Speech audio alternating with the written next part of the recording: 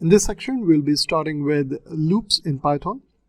There are two kinds of loops available in Python. The first one is while loop, and here as you can see, there's a conditional expression which if evaluated to true, then the body of the code executes and it again checks whether the condition still remains valid or not, and if it is, then again the body will be executed and only the body will exit if the conditional expression results to false.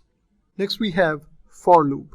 Now for loop is usually used with iterators, tuples, lists, and all those sort of data items. Here we can see that it's basically using a sequence, and every time the sequence is valid, it goes and executes the body. And when the sequence is complete, then the for loop is exited.